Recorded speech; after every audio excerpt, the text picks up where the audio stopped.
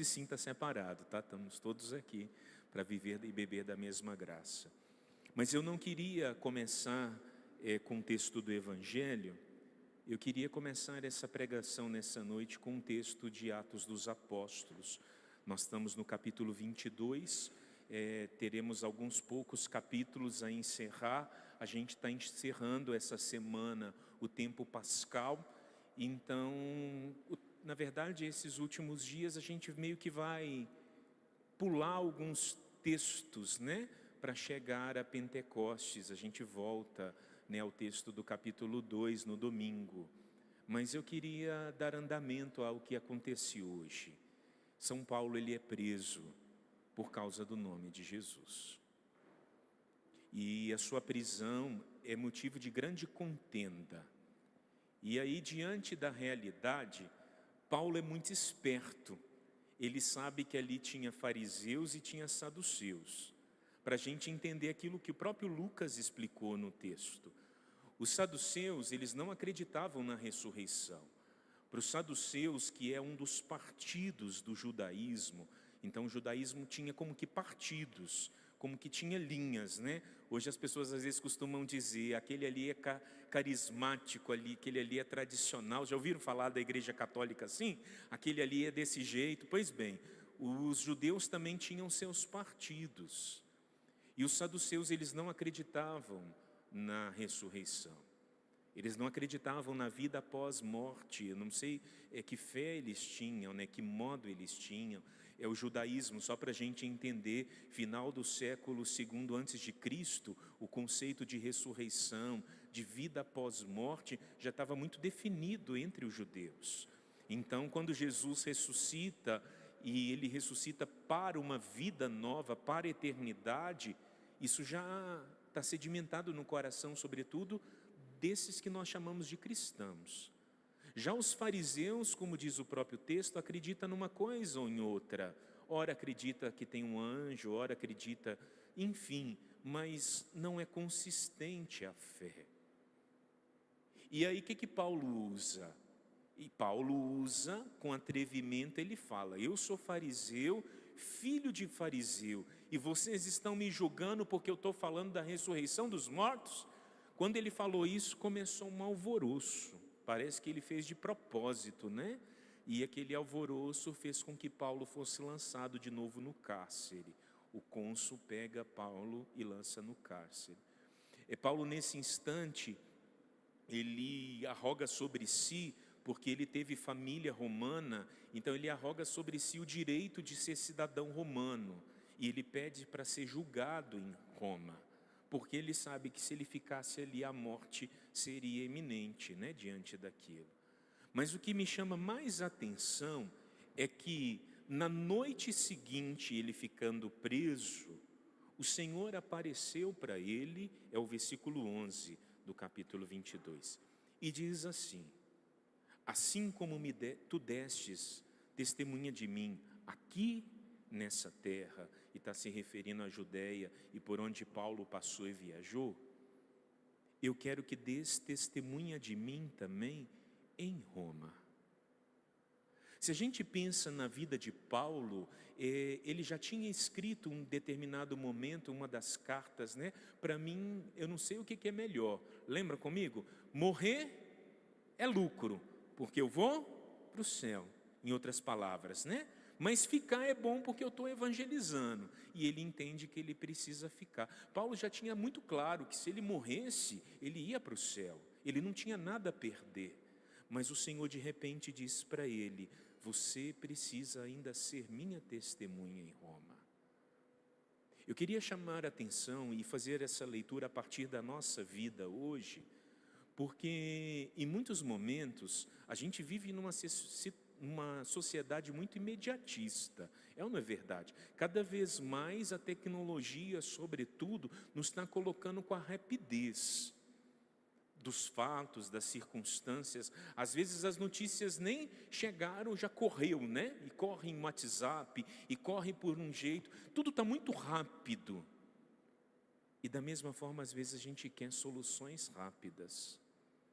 Se o seu celular está demorando a formatar qualquer coisa, você já diz, ele não presta, eu preciso trocar. A gente quer tanta coisa rápida que a gente não está mais acostumado a esperar as demoras de Deus, ao tempo de Deus. Só para entender, Paulo vai passar quase 2 anos preso em Roma, antes de ser morto.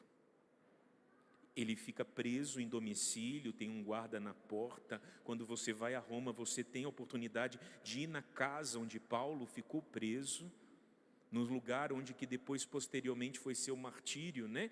Lá também é chamado de Trefontaine, porque tem 3 fontes, né? Diz a tradição que a cabeça dele quicou 3 vezes, e aí onde quicou nasceu 3 fontes de água, né? Então você chega lá, tem 3 fontes de água que deriva, né? Dessa tradição antiga da igreja.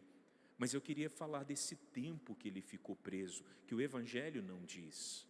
Mas os capítulos seguintes vão dizer. Nós precisamos aprender a sofrer as demoras de Deus. Nós precisamos aprender a esperar em Deus, e todos nós.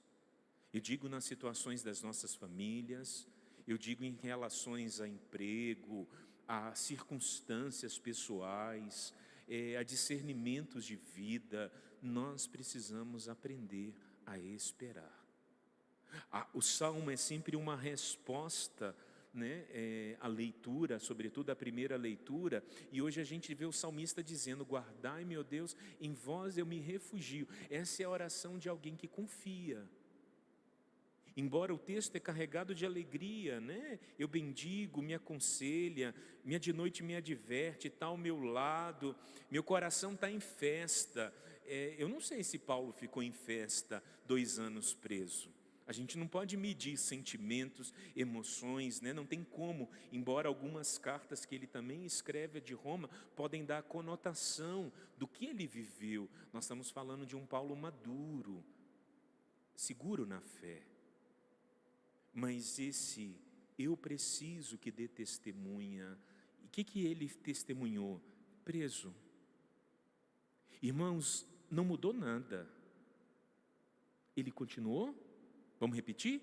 Ele continuou preso. Vamos falar? Ele continuou preso. Mudou alguma coisa? Nada. Ele só mudou de lugar, de cidade, para que não dizer de território, né? Bem dizer, porque nós estamos falando de Israel, Jerusalém, nós estamos falando de Roma, e baita mudança. Mas a realidade não mudou. O que fez Paulo permanecer? A sua fé. O que fez Paulo permanecer? As circunstâncias. Eu não falo isso porque nós oramos aqui pedindo ao Senhor que realize milagres, curas, restaurações, e é fato, eu acredito que o Senhor realiza e já realizou aqui. Já realizou ou não realizou na sua vida? Quantas vezes? E às vezes a gente vem esperando que seja hoje, ou melhor, que fosse ontem. Quem aqui já teve um sentimento: Senhor, ontem o Senhor podia ter feito alguma coisa na minha vida, não é nem hoje. A gente gostaria que tivesse sido ontem. Mas o Senhor quer nos ensinar, só com essa palavra, a permanecer. Olha a oração de nosso Senhor Jesus Cristo. Ele ergue os olhos ao céu. Nós estamos na última ceia, João 17. Nosso Senhor vai morrer, e a última coisa que ele faz é rezar para que os seus discípulos permaneçam nele. No capítulo 15, mesmo discurso, ele diz: permaneçam no meu amor. Mas agora ele vai dando-nos ainda uma compreensão maior, porque quem permanece dentro de nós? Ele mesmo. E ele mesmo, nós vamos entendendo na palavra, é o dom que ele derrama. Eu vou para o Pai e eu vou derramar o meu Espírito. Irmãos, não há como viver o tempo de espera, e eu vou chamar diante dessa pregação, o tempo de prisão, sem o dom da presença do Espírito Santo. Não há como viver as demoras da vida, não há como ser guardado nas prisões que a vida nos coloca. E tem gente que vai ficando prisioneiro de certas situações, vícios, é ou não é verdade? E às vezes a prisão acontece porque o outro está prisioneiro, nem é você, mas você está atrelado. Por exemplo, um exemplo claro, a esposa que vê seu marido alcoólatra, ou o esposo que vê sua esposa alcoólatra, que também acontece. Tem as duas coisas, né? Não vamos fazer a cargas cair sobre os homens, né? Mas alguém pode ser prisioneiro de um vício e o outro se torna prisioneiro do mesmo jeito. É ou não é verdade? Porque por amor a Deus, ao sacramento, aquilo que você teme ao Senhor, você diz: eu vou permanecer, eu vou continuar. E aí às vezes você olha, meu Deus, eu estou preso nessa situação. É igual o vozinho e a vozinha, um dos dois cai lá na cama e o outro fica preso em cuidar do cônjuge. Viver uma vida juntos, um dos dois teve AVC, um dos dois, enfim, teve uma infelicidade. O outro vai fazer o quê? Largar? Vai cuidar. Se é cristão, vai cuidar. E às vezes a gente usa essa expressão: eu agora estou preso aqui. Eu lembro da avó falar isso, né? Eu estou preso cuidando do seu avô, a gente não pode sair. Por quê? Porque meu avô não conseguia dar alguns passos por causa do câncer no pulmão, o efizema no pulmão. Eu era criança e eu lembro, vó, vamos fazer. A gente não pode, porque eu não posso deixar seu avô, eu estou preso. Se a gente olha em conotações negativas, prisão tem característica de prisão. Acho que nenhuma prisão é boa. Mas a liberdade que o Espírito pode conceder aos nossos corações, aqui está a graça, aqui está a bênção. E é isso que nosso Senhor vai nos ensinando, Ele está dentro de nós. É Ele que te acompanha, é Ele que me acompanha. É o Espírito Santo de Deus, esse dom do coração do Pai no Filho derramado para nós, que se faz presente dentro de nós. E nós precisamos confiar. Nós estamos em novena de Pentecostes, amados irmãos. Mesmo que você não esteja fazendo necessariamente uma novena, a igreja está em novena. A igreja está se preparando para a vinda do Espírito Santo nesse domingo. Mas ele já veio, Padre. Ele vem todos os dias. Ele vem todos os dias. Domingo eu falava na homilia, como diz Santo Ambrósio, ele vem onde é querido, onde é desejado, onde ele é amado. Ele vem aonde é querido, desejado e amado. E ele continua vindo. E nós vamos continuar experimentando. E quando ele vem, ele nos dá essa segurança, que mesmo preso, mesmo nesse tempo, eu acredito que a minha intenção era essa, que o Espírito Santo, quando eu fosse pregando, ele fosse te revelando que tempo é esse que você tem vivido, que prisões são essas que você se encontra, que momento, se nada disso te serve, glória a Deus, né? Que a palavra chegue ao teu coração simplesmente pela palavra, mas às vezes nós precisamos ler a palavra a partir da nossa vida, e tem horas que a gente se sente preso, sim. É fato, é real. Às vezes a gente se sente preso a um pecado venial que eu ainda não consigo vencer. Quem aqui se sente preso a um pecado venial que ainda não conseguiu vencer? Não vou expor ninguém a pecado mortal, né? Porque aí já seria vergonha. Mas a gente tem pequenos pecados veniais que a gente está preso. É ou não é verdade? E às vezes a gente não consegue vencer. E às vezes tem muito mais que 2 anos que você está lutando para poder sanar ou sarar essa realidade. Quem vai realizar essa obra? O Espírito Santo. Às vezes esse tempo, se o Senhor está operando e você vive esse tempo com graça, algo de bom vai sair. Quem sabe ser capaz até mesmo de fazer festa. O salmista diz, né? Minha alma está tranquila, não me deixeis entregue à morte, meu coração está em festa. Que momento o salmista estava, eu não sei. Volta a Paulo. Eu sei que Paulo estava preso. E preso por 2 anos. Eu sei que Jesus, quando ora aqui, estava vivendo já o prelúdio da sua angústia de suar sangue. Porque instantes depois desse discurso acabar, ele vai para o Getsemane sozinho. Porque os 3 que ele leva com ele vão dormir. Vão dormir. E naquela solidão, só o Pai foi resposta para ele. E tudo acontece, e aí eu não vou narrar, porque a gente viveu isso na Sexta-feira Santa, tem dias atrás. Não muitos dias, né? Não deu nem 50, para ser mais ou menos exato. 47, para ser mais preciso, nós temos da ressurreição. Então, esse tema, ele está atualizado na nossa vida, no nosso coração. Daquilo que Jesus viveu. E nós, como temos vivido?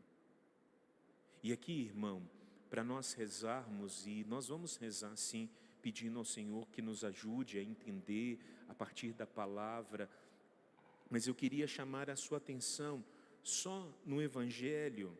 Pai, eu te rogo por eles, mas por todos aqueles que vão crer na minha palavra.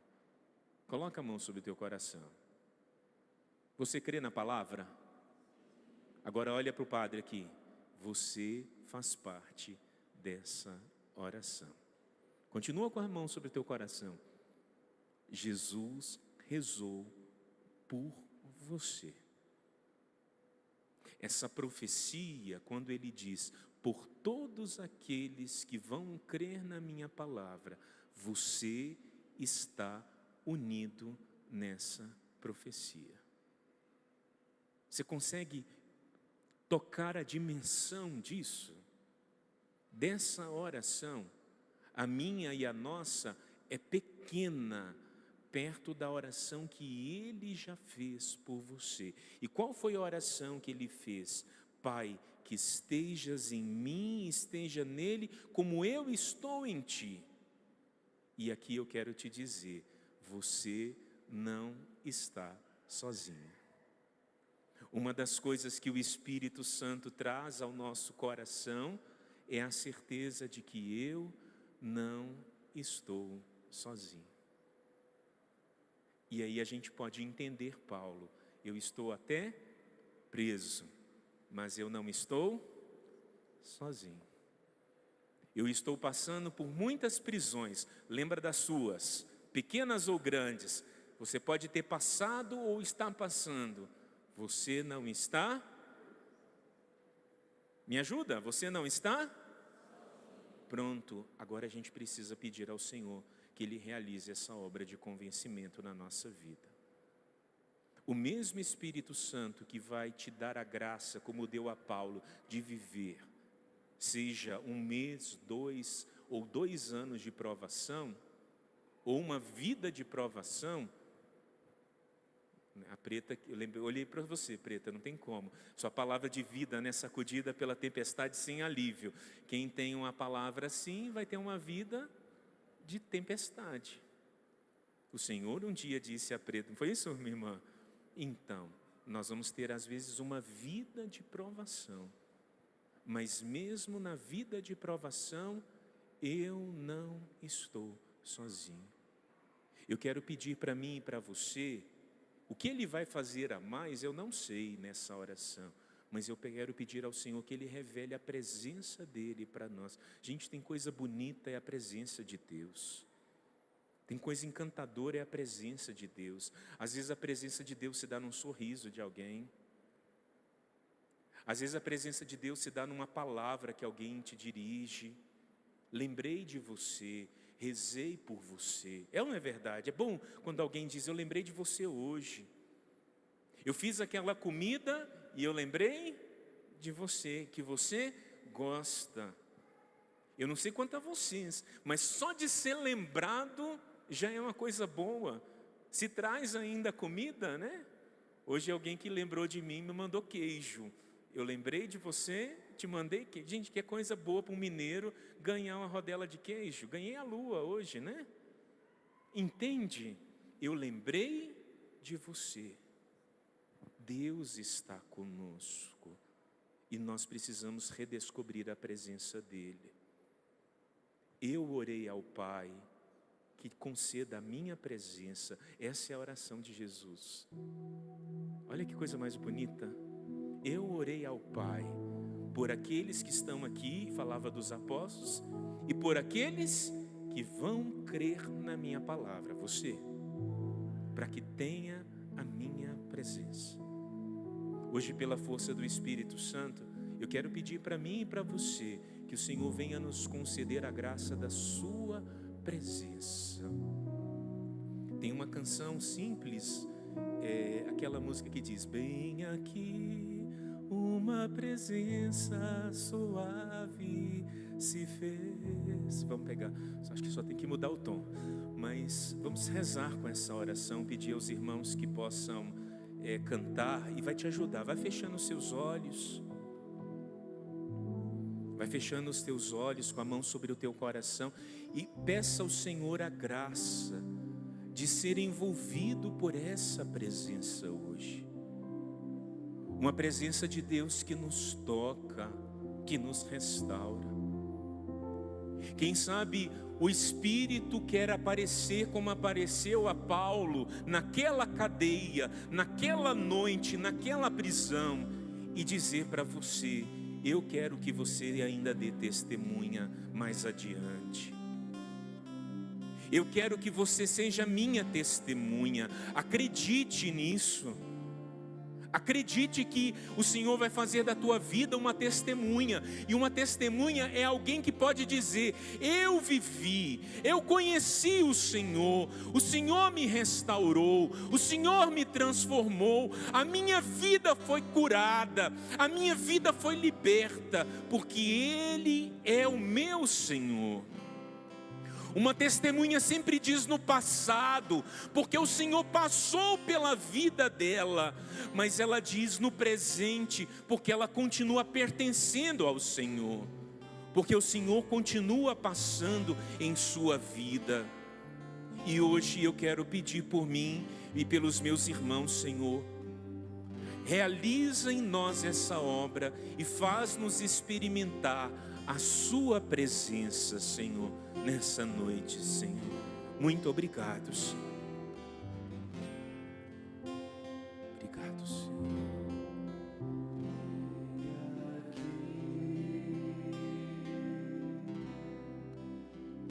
Uma presença suave se me distrai. Vem, Senhor, com a tua presença. E sem perceber ela me abandonei. Sim, eu sei, algo profundo me aconteceu. Deus tocou em mim e em teus braços me acolheu. Vem, Senhor, visitar as nossas solidões. Visita os sentimentos de solidão.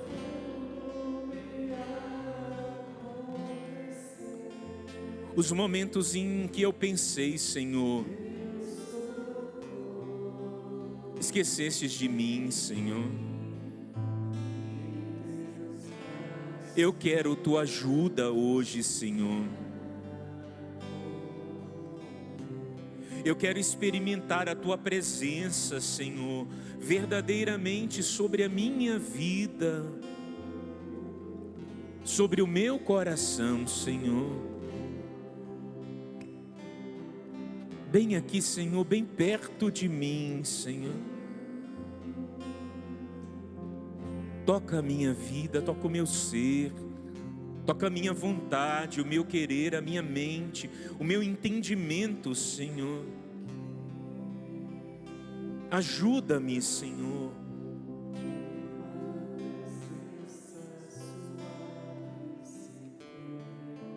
E o Senhor vai revelando a muitas pessoas. Quantas vezes eu te segurei pelas mãos? Quantas vezes foi preciso eu te segurar pelas mãos? E quantas vezes for preciso, eu irei te segurar pelas minhas mãos. Eu irei te puxar.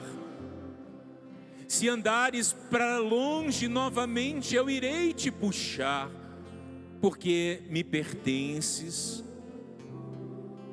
A minha vida te pertence. E a tua vida me pertence. E eu quero estar em ti e revelar o meu amor ao teu coração. Senhor, visita os sentimentos de orfandade que muitos trazem. Quem sabe pela história, pelas ausências de presença, Senhor. Porque presença é muito mais do que ter alguém. Presença, Senhor, é ter a segurança. É ter, meu Deus, a segurança do teu amor, da tua graça. Ajuda-nos, Senhor. Jesus, eu quero confiar na tua oração hoje, na minha vida, no meu coração. Como o Senhor rezou pelos discípulos, hoje eu recebo essa oração. Hoje eu recebo as tuas palavras, Jesus. E eu te peço, Senhor, restaura-me, Senhor. Transforma a minha vida. Transforma o meu matrimônio, Senhor, o meu casamento, o meu relacionamento. Transforma e restaura, Senhor, a minha família. Senhor, como eu queria que nos domingos nós nos encontrássemos, mas isso já não acontece mais, Senhor. Porque as brigas nos separaram. Meu Deus, nós nos dividimos por tão pouco. Mas hoje nós viemos te pedir, Senhor, a restauração do teu amor, da tua graça em nossas vidas. Uma presença suave se fez me distrair e sem perceber nela me abandonei.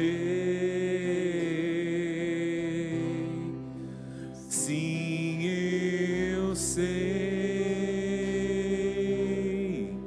algo profundo me aconteceu. Deus tocou em mim e em teus braços me acolheu.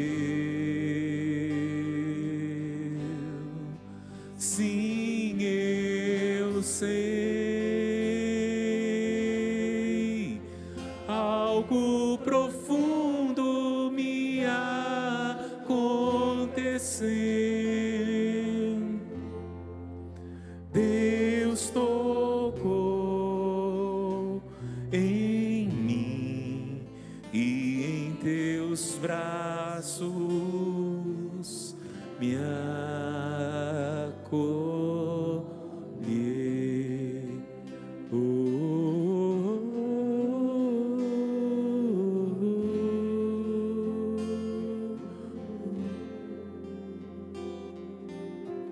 E deixe os braços do Senhor te acolher nessa noite. Senhor verdadeiramente restaura. Visita as solidões interiores. Meu Deus, o quanto eu queria que papai tivesse aqui, para poder contar as novidades da minha vida, contar as surpresas da minha vida, Senhor.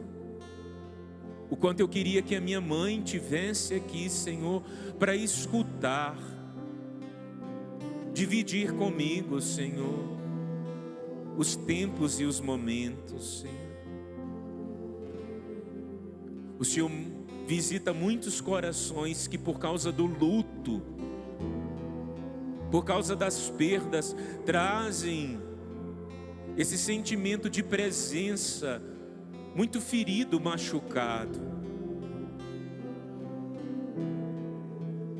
Mas hoje o próprio Deus quer ser presença, quer estar contigo. Está contigo nas suas provações, está contigo nas suas alegrias, está contigo nas suas lágrimas, está contigo nos seus sorrisos. Você não está só, eu não estou só. Deus está conosco, Senhor. Obrigado, Senhor.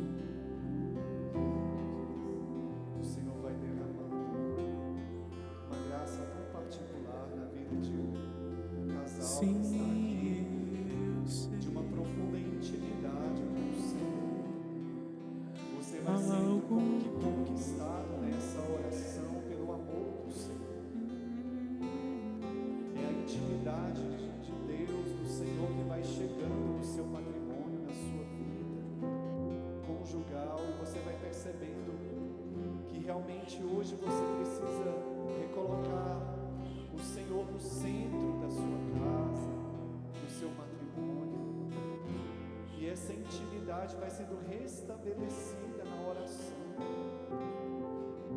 O desejo de rezar, o desejo de buscar o Senhor vai como que fluindo dentro de vocês, do casal, nessa busca de querer ser muito mais ainda de Deus, um casal de Deus que busca o Senhor.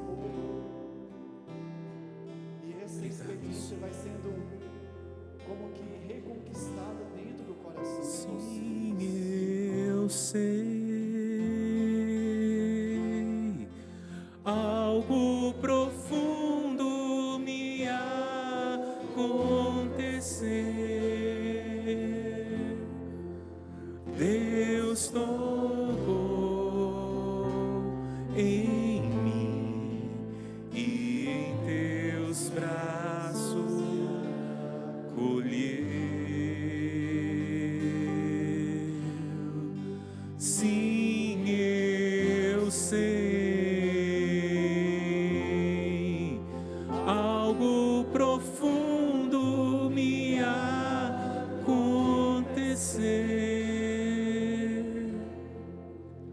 Deus tocou em mim e em teus braços me acolheu.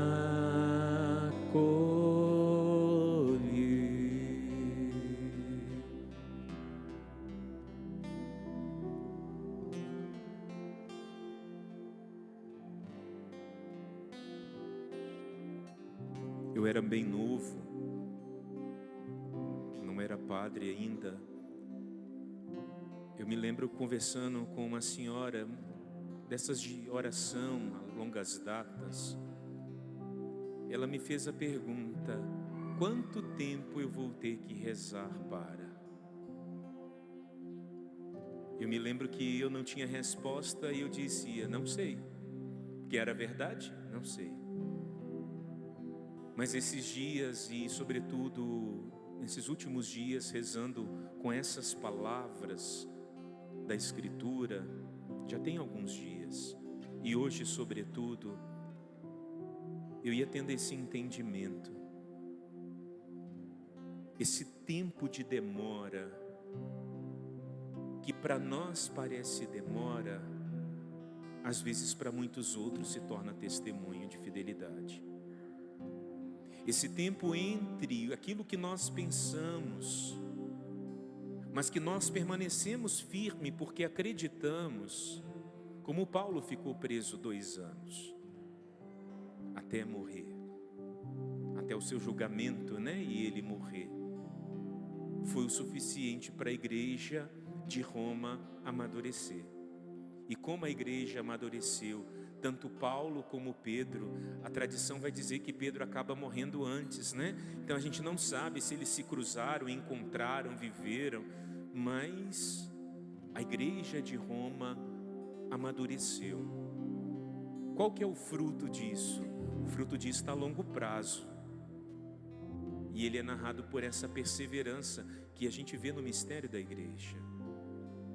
Então eu digo para você, quanto tempo eu não sei, mas às vezes esse tempo é um instrumento de Deus na tua vida e na vida de tantos outros, para que a obra dele aconteça.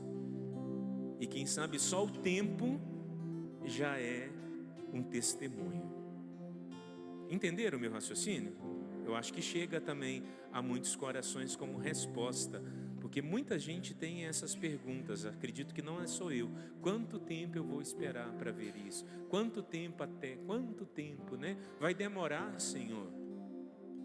Acho que essa não é uma oração só minha, né? Em alguns momentos.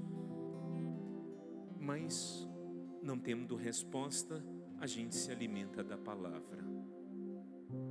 E se ainda essa palavra da esperança for pouca, a gente vai ao Evangelho de João e se coloca debaixo da mão de Jesus. Eu imagino ele estendendo as mãos para os discípulos dizendo, né? Eu oro por vocês e por todos aqueles que vão vir. Imagina a mão de Jesus, você coloca a sua cabeça lá debaixo, entra igual os pintinhos entram debaixo das asas da galinha para se proteger. Esses dias eu ia vendo os pássaros fugindo do gavião, né? O gavião vem, aí os pássaros se juntam, se aninham assim para proteger os filhotes, porque o gavião quer comer, porque ele está com fome, né? Quem sabe nós temos que enfiar nossa cabeça debaixo das mãos, nos colocar. E nós que temos que ir, porque as mãos dele vão estar estendidas, rezando, porque a palavra de Deus continua atual. E se em algum momento a solidão baixar, abra o Evangelho de João, capítulo 17, e leia: eu oro por vocês e por todos que vão vir. E aí você se coloca debaixo dessa mão e lembre, ele orou por mim. E essa oração continua valendo hoje